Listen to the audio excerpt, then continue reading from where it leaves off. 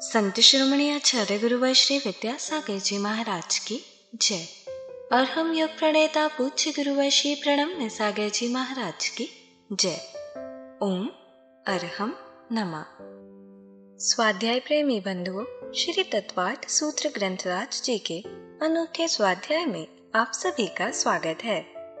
हमने षष्ठम अध्याय में कर्मों की आत्मा में इनकमिंग अर्थात आश्रव तत्व को समझा। अब सप्तम अध्याय में हम कर्मों को रोकने के उपायों को संवर तत्व के माध्यम से समझ रहे हैं। पहले हम अध्याय 6 का सूत्र पाठन करेंगे। आपने यदि पिछले अध्यायों की परीक्षा नहीं भी दी है तो भी आपको यह पाठ अवश्य करना चाहिए और इन्हें कंठस्थ करने का भाव भी बनाना चाहिए।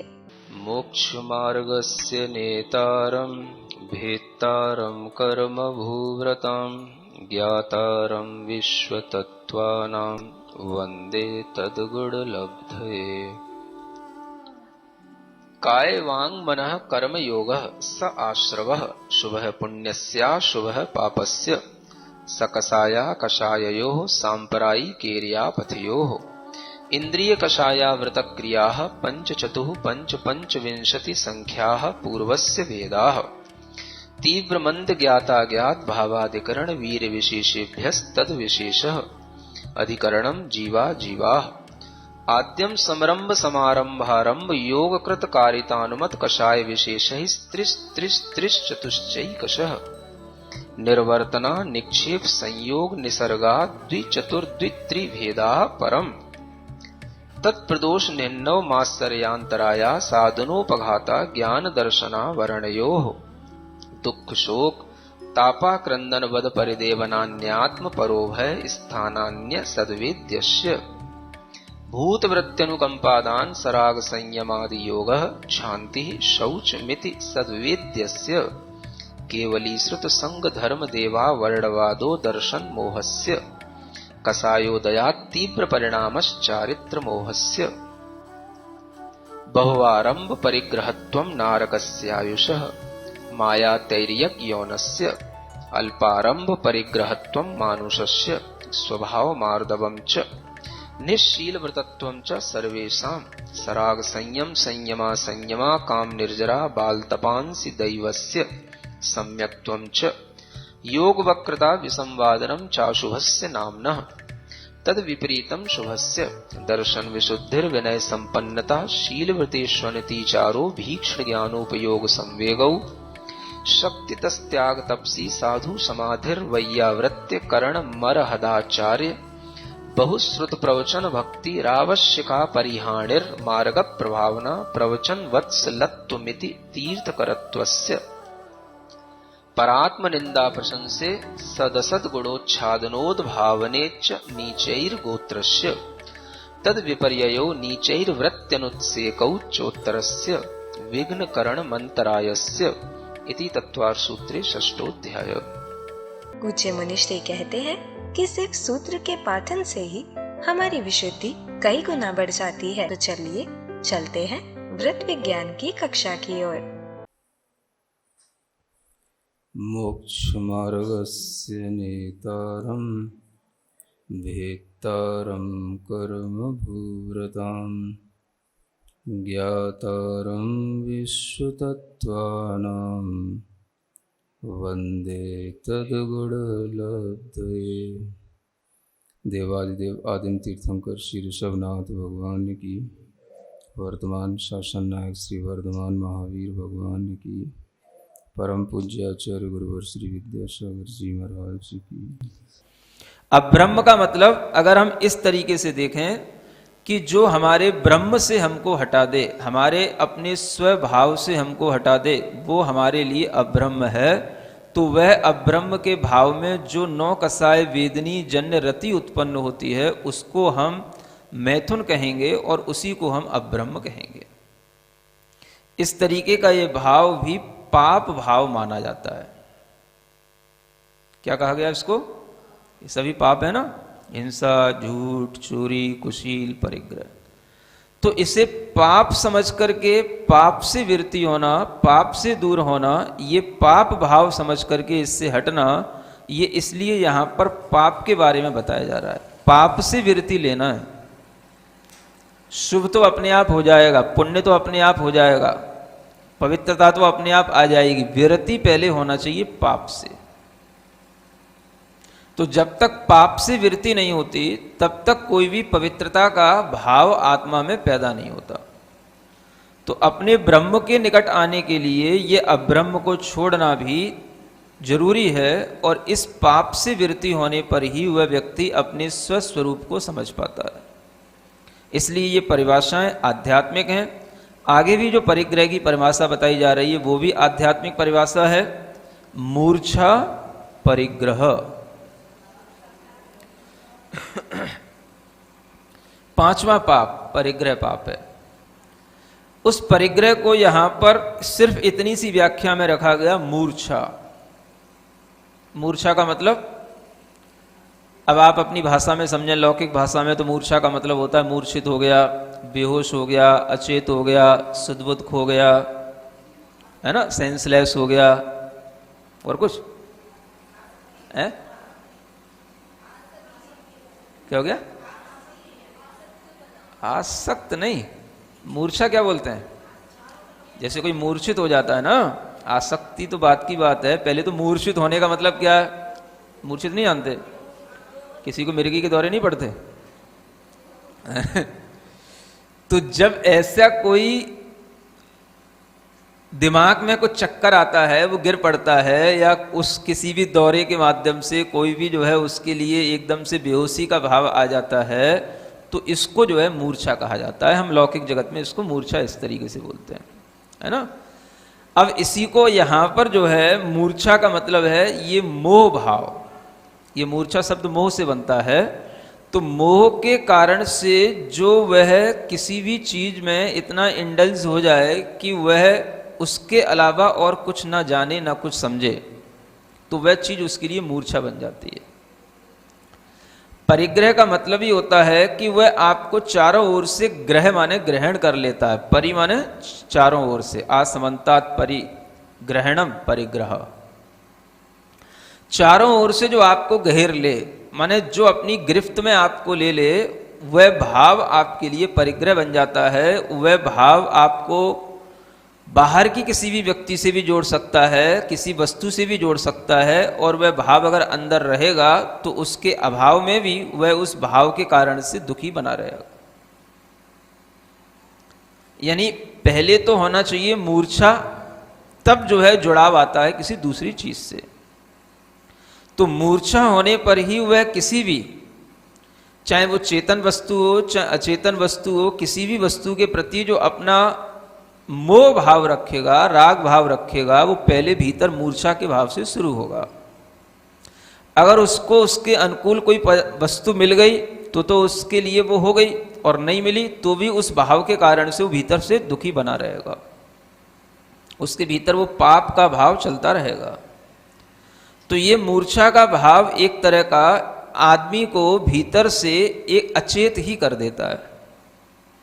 क्योंकि जब आप किसी भी चीज से जुड़ गए बहुत ज्यादा और उसी के बारे में आपको हमेशा ध्यान है, तो वो आपके भीतर का जो चैतन्य भाव है उसको तो उसने अचेत कर दिया।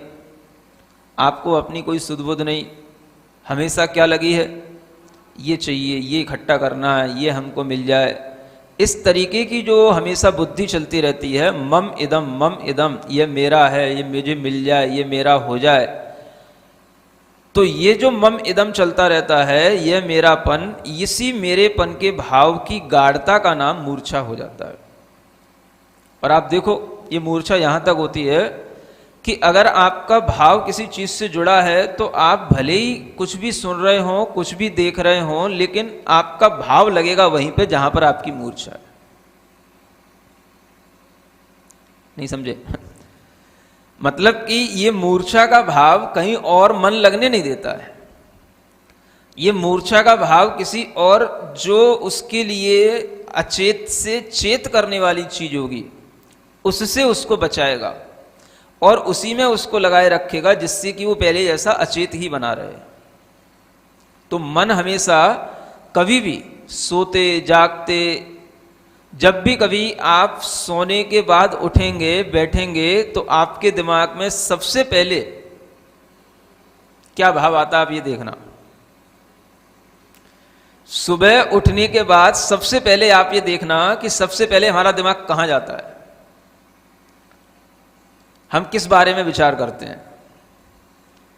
आपके लिए जहां चिंता पड़ रही होगी, जहां मूर्छा पड़ रही होगी, उस सबसे पहले माइंड वहीं क्लिक करेगा जाके। समझ आ रहा है?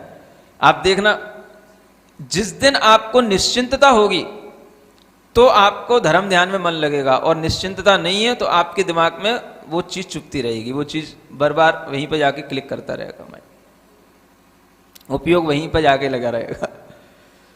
आप पूजा करेंगे तो नमोकार का जाप करेंगे तो जाप भी करेंगे, लेकिन माइंड बार बार वहीं छुएगा, वही चिंता में जिसको पड़ा हुआ है उसी में लगा रहेगा। समझ आ रहा है ना?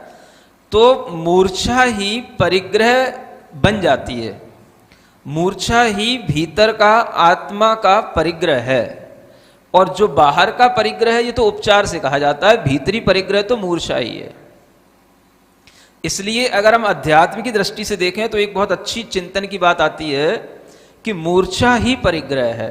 मूर्छा और परिग्रह अलग अलग नहीं है, मूर्छा ही परिग्रह है, और मूर्छा है तो परिग्रह है, और वो परिग्रह अगर नहीं भी बाहर है तो भी भीतर से वो परिग्रह वाला है, क्योंकि उसका मन उसी में मूर्छित हो रहा है, उसी में लग रहा है। तो वह जिसके प्रति उसका मन मूर्छित है उस चीज को प्राप्त करने में, फिर उसका संरक्षण करने में, फिर उसको जो है हमेशा बनाए रखने में उसका मन हमेशा लगा रहेगा। तो ये कहलाता है परिग्रह। परिग्रह तो बाहर बाद में आया, पहले तैयार हुआ भीतर से। तो बाहर का परिग्रह तो औपचारिक है, भीतरी परिग्रह मुख्य है। जैसे कि हम कहते हैं प्राण हैं, तो हम कहते हैं धन भी प्राण है, अन्न भी प्राण है, ये तो बाहर की बातें बाद में है, ये प्राण तो बाद में है। पहले तो प्राण हमारे क्या हैं, जो हमारा अपना जीवन है, आयु कर्म है, बल है, इंद्रियां हैं, ये प्राण है। तो इन प्राणों के लिए सहयोगी बन जाता है ये अन्न, ये धन, इसलिए वो भी प्राण हो जाता है। तो सबसे पहला परिग्रह तो हमारे अंदर का वह मूर्छा भाव है, उसके लिए सहयोगी बनती हैं सब बाहर की चीजें। जिन चीजों से यह मेरेपन का भाव जुड़ता है, यह मेरा, यह मेरा, यह मेरा। अब ये मेरेपन का भाव देखो आप कितनी चीज़ों से जुड़ा हुआ रहता है, कितनी चीज़ों के साथ में हम अपने आप को जोड़े हैं, और ये चीज़ों से जब तक मम भाव नहीं छूटता तब तक परिग्रह हटा ऐसा पुरुषार्थ ही नहीं होता। तो परिग्रह को पाप समझें, और परिग्रह का जो पाप है वो भीतर का मूर्छा भाव है, और वह मूर्छा भाव जो हमें दूसरी चीज से इतना मोहित कर दे कि हम उसके बिना अपने को कुछ भी ना समझ पाएं, ना जान पाएं, ये मूर्छा ही हमारे लिए पाप है, और इसी को त्यागने के लिए यहां कहा जा रहा है। तो व्रत में और कुछ नहीं करना होता है, विरतिर व्रतम, विरति लेना है। किससे लेना है? परिग्रह से। तो विरति इसलिए ली जाती है कि ये परिग्रह हट गया तो भीतर की उतनी मूर्छा हट गई। तो जब परिग्रह हटे तो ये भी ध्यान में रहे कि हम मूर्छा भी हटा रहे हैं कि नहीं हटा रहे हैं। समझ में आ रहा?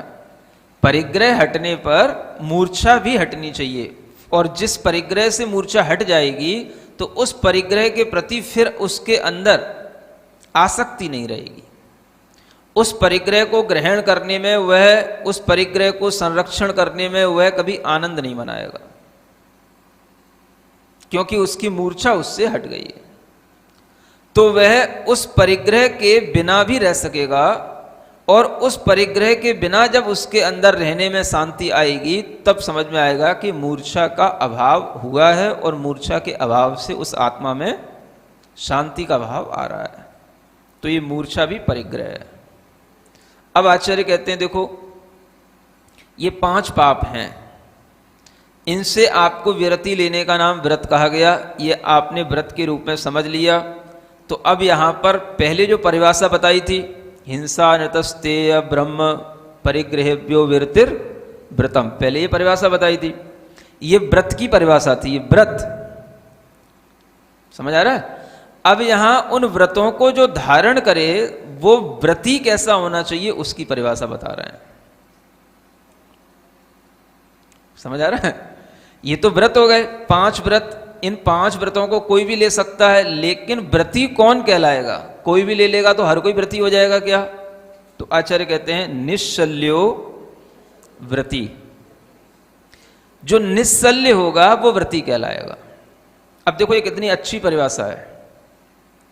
व्रत तो कोई भी ले सकता है, हिंसा, झूठ, चोरी, कुशील, परिग्रह, ये दुनिया का कोई भी व्यक्ति अगर समझ ले तो इन 5 पापों से अपनी प्रवृत्ति रोक सकता है, और उसको किसी भी तरीके की इसमें धर्म की कोई बात समझ में नहीं आएगी, और ना इसमें कोई उसको ऐसा लगेगा कि ये कोई विशेष कोई धर्म की चीज़ है या किसी संप्रदाय की चीज़ है। 5 पापों से विरति उसके लिए समझ में आ जाएगी तो उसे बड़ी आसानी से ग्रहण करने का भाव बन जाएगा। ये हो गई उसकी विरति। ये क्या हो गया? व्रत हो गया। लेकिन व्रती नहीं हुआ वो। समझ आ रहा है ना? व्रत होने के बाद व्रती क्यों नहीं हुआ? तो ये व्रती की परिभाषा बड़ी अच्छी है। निश्शल्यो व्रती, शल्य से रहित होना ये, और फिर व्रत वाला होना, तब ये दोनों चीजें हो तब बनेगा वो व्रती। एक चीज से व्रती नहीं बनेगा। व्रत लेने मात्र से व्रती नहीं होगा, या केवल शल्य से रहित हो गया तो व्रती नहीं होगा। जो शल्य से भी रहित हो और व्रत भी लिए हुए हो तो उसका नाम है व्रती।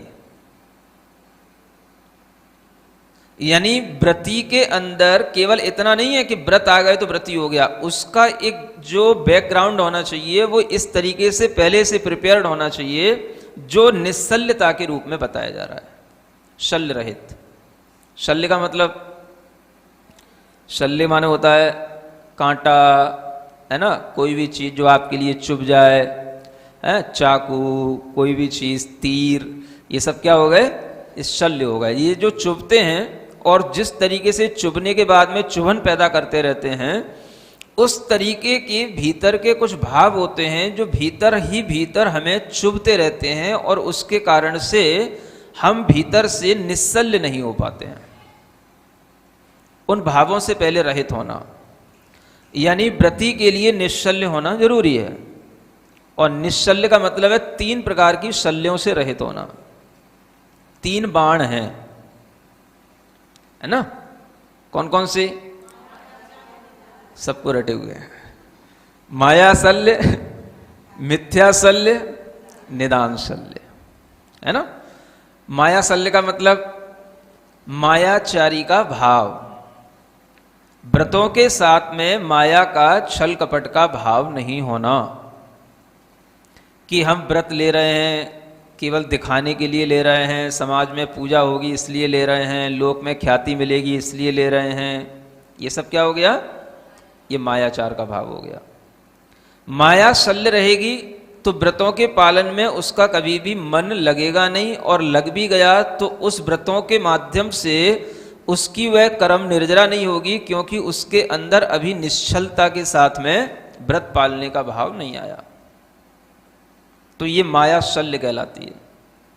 अब माया शल्य में मायाचारी तो भीतर पड़ी रहती है, और व्रत लेकर के वो व्रती भी हो सकता है, और वह उन व्रतों के साथ रहते हुए अपनी मायाचारी को छिपाता भी रहता है, और अपनी मायाचारी को वो खुद जानता भी रहता है, लेकिन वो उसको छोड़ नहीं पाता है, क्योंकि उसने उद्देश्य शुरू से ही यही बना करके रखा है। अब वह व्रती बनने के बाद में उस मायाचारी को नहीं छोड़ने के कारण से वह व्रती तो कहलाया, दुनिया ने उसको व्रती कहा, लेकिन भीतर से वह अपने अंदर मायाचार के कारण से उस व्रत को आत्मसात नहीं किया। तो यही एक बहुत बड़ी माया हो गई। नहीं समझे? दूसरा आपसे कह रहा है व्रती व्रती व्रती, और आपको भीतर से व्रती का कोई भाव नहीं समझ आ रहा? तो यही कितनी बड़ी मायाचारी हो गई कि हमारे अंदर तो व्रती का कोई भाव नहीं, हम तो किसी भी तरीके से व्रत को कोई अच्छे ढंग से पालन करने की भाव में नहीं, और सामने वाला हमें पूज रहा है ये व्रती ये व्रती ये व्रती। तो ये मायाचारी जब तक रहती है तब तक उस शल्य के कारण से, उस पीड़ा के कारण से उसे कभी भी व्रत पालने का अंतरंग से भाव नहीं आता, वो बाहर से व्रती बन जाता है। सुन रहे हैं? हर चीजें बाहर से भी हैं और भीतर से भी हैं। जैसे पाप बाहर से भी है, भीतर से भी है। परिग्रह बाहर से भी है, भीतर से भी है। मैथुन अब्रह्म बाहर से भी है, भीतर से भी है। हिंसा बाहर से भी है, भीतर से भी है। ऐसे ही व्रत, जब अव्रत बाहर से है, भीतर से है, तो व्रत भी बाहर से भी है और भीतर से भी है। ठीक है ना? जब व्रत बाहर से ही बाहर से होंगे तो वो केवल द्रव्य व्रत, उसी को द्रव्य लिंगी कह देते हैं। और जब व्रत भीतर से होते हैं तो भाव व्रत, उसको भावलिंगी कह देते हैं। बस इसका नाम है भावलिंग। अगर ये माया नहीं है, मिथ्या शल्य नहीं है, निदान शल्य नहीं है, तो उसका भावलिंग बनेगा। यूं समझ लो आप, ये भावलिंग की पहचान है। भावलिंग केवल महाव्रती के साथ ही नहीं होता, अड़ुव्रती के साथ भी होता है। क्योंकि व्रती के साथ ये निश्चल्यपना होने को कहा गया है। व्रती में दोनों प्रकार के व्रती हैं। देश सर्वतोड़ु महति, आगे पहले कह चुके हैं और आगे फिर कहने वाले हैं अभी। तो सब प्रकार के व्रती, द्रव्यलिंग और भावलिंग केवल मुनि महाराज से नहीं जुड़ा होता, जो लोगों ने सीख रखा है ये भावलिंगी मुनि, ये द्रव्यलिंगी। अरे भाई, श्रावक भी होता है भावलिंगी द्रव्यलिंगी, सम्यक दृष्टि भी होता है भावलिंगी द्रव्यलिंगी। धन्य है हमारा पुण्य, जो मुनिश्री ने इस प्रकार हमें शुभ भावनाओं का अर्थ बताते हुए व्रतों को सावधानी पूर्वक कैसे पालन करें समझाया। यह पुण्य आप और भी बढ़ा सकते हैं। अपने परिवार, मित्र, समाज के लोगों को इस स्वाध्याय से जोड़कर। आपको सिर्फ उन्हें हमारी वेबसाइट ttv.arham.yoga शेयर करनी है और उन्हें ये सभी क्लासेस एक साथ एक जगह पर मिल जाएंगी। आज का सवाल जीतने का और मुनिश्री के समक्ष अपनी शंका रखने का ये सुनहरा मौका। तो आज ही अपने बच्चों को, मित्रगणों को, परिवारजनों को इस स्वाध्याय से जोड़ें। ओम अरहम नमः। तो चलिए आज की कक्षा की एक क्विक रिवीजन कर लेते हैं। सूत्र 17 के अनुसार मूर्छा या मोह का भाव ही परिग्रह है। किसी भी चेतन, अचेतन आदि वस्तु से मोह और राग भाव मूर्छा भाव से शुरू होता है। यह भाव हमारे चैतन्य भाव को अंदर से अचेत कर देता है। हमेशा यही बुद्धि चलती है, मम इदम, यह मेरा है, यह मेरा हो जाए, और वो चीज न मिलने पर अंदर से दुख बना रहता है। यही मेरेपन के भाव की गाढ़ता मूर्छा है। यह मूर्छा का भाव कहीं और मन लगने नहीं देता, अचेत से चेत करने वाली चीजों से बचाता है। हमने जाना, सुबह उठने के बाद सबसे पहले हमारा दिमाग जहाँ जाता है वही हमारी मूर्छा पड़ी होती है। जिस दिन हमें निश्चिंतता होती है उस दिन तो धर्म ध्यान में मन लगता है, लेकिन जिस दिन नहीं होती है उस दिन दिमाग में वह चीज चुपती रहती है। इसीलिए अध्यात्म की दृष्टि से मूर्छा ही भीतरी परिग्रह बन जाती है। बाहरी परिग्रह तो उपचार से है और बाद में आया है। अगर मूर्छा है तो बाहर परिग्रह ना भी हो, भीतर तो है। मन उसी को प्राप्त करने, संरक्षित करने में लगा रहता है। जैसे मुख्य प्राण तो हमारा जीवन, आयु, इंद्रियां आदि ही है, लेकिन इनके सहयोगी होने के कारण हम अन्न, धन आदि को भी प्राण कह देते हैं। इसी तरह मुख्य तो भीतरी परिग्रह, अंदर मूर्छा का भाव है। बाहरी परिग्रह तो सब सहयोगी चीजें हैं। जब तक चीजों से मेरेपन का भाव नहीं छूटता तब तक परिग्रह हटने का पुरुषार्थ ही नहीं होता। यह मूर्छा भाव हमें दूसरी चीज से इतना मोहित कर देता है कि हम समझ ही नहीं पाते कि यह मूर्छा ही हमारे लिए पाप है और त्याज्य है। हमने जाना कि परिग्रह हटने पर मूर्छा भी हटनी चाहिए, उसके प्रति फिर आसक्ति नहीं रहनी चाहिए, उसे ग्रहण करने में, संरक्षण करने में फिर आनंद नहीं मानना चाहिए। उस परिग्रह के बिना मूर्छा के अभाव में अंदर शांति आती है। सूत्र 1 में हमने जाना कि 5 पाप से विरति लेना ही व्रत है। इसमें किसी भी धर्म, संप्रदाय विशेष की कोई चीज नहीं होती और कोई भी इन्हें ग्रहण कर सकता है। सूत्र 18 के अनुसार जो व्रत के साथ होते हैं और शल्य से रहित होते हैं वे व्रती होते हैं। शल्य मतलब जो चीज चुभ जाए और चुभन पैदा करे, जैसे चाकू, कांटा, तीर। कुछ भाव भीतर ही भीतर हमें चुभते रहते हैं, उनके कारण से हम निशल्य नहीं हो पाते। ये 3 प्रकार की होती है, माया, मिथ्या और निदान।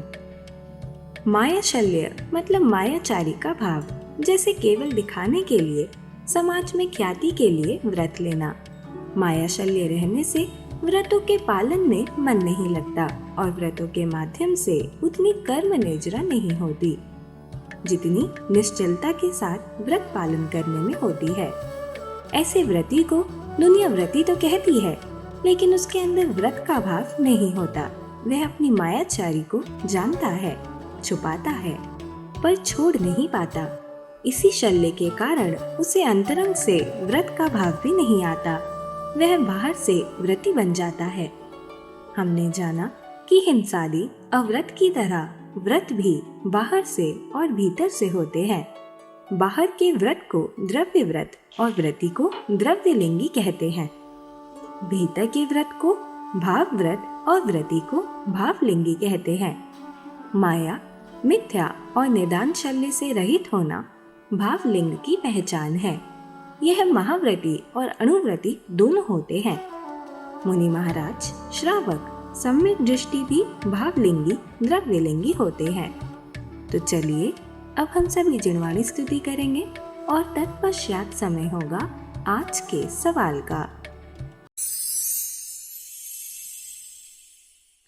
सिरिजिणवाणी जग कल्याणी जग जन मदतम मोहरी जनमण हारी गढ़हर हारी जम जरा भव रोग हरि तिथियराणम दिव्यझुणिम जो पढ़ई सुणई मय्ये धारई राणम सौख मणंतम धैर्य सासद मोक्ष पदम पावई सासद मोक्ष पदम पावई।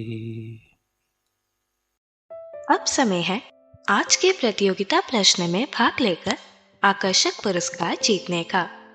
आप अपने फोन को QR कोड स्कैन करने के लिए तैयार रखें या दिए गए लिंक पे जाएं। आप अपना उत्तर चुनकर हमें कल शाम 5 बजे तक भेज सकते हैं। 3 भाग्यशाली विजेताओं को मिलेंगे आकर्षक पुरस्कार। विजेताओं का नाम इसी कार्यक्रम में हर रविवार को घोषित किया जाएगा। साथ ही सभी प्रश्नों के सही उत्तर भी बताए जाएंगे। आज का सवाल है, जो निशल्य होगा वह क्या कहलाएगा? वैद्य, निरर्थक, पीड़ा रहित, व्रती। अध्याय 7 की कक्षा 16 के आज के सवाल का सही उत्तर है जोड़ा। अगर आप किसी कारणवश कोड को स्कैन ना कर पाए हों तो आप क्लास की वेबसाइट पर जाकर भी उन्हें अटेम्प्ट कर सकते हैं। इस लिंक पर जाएं या QR कोड को स्कैन करें।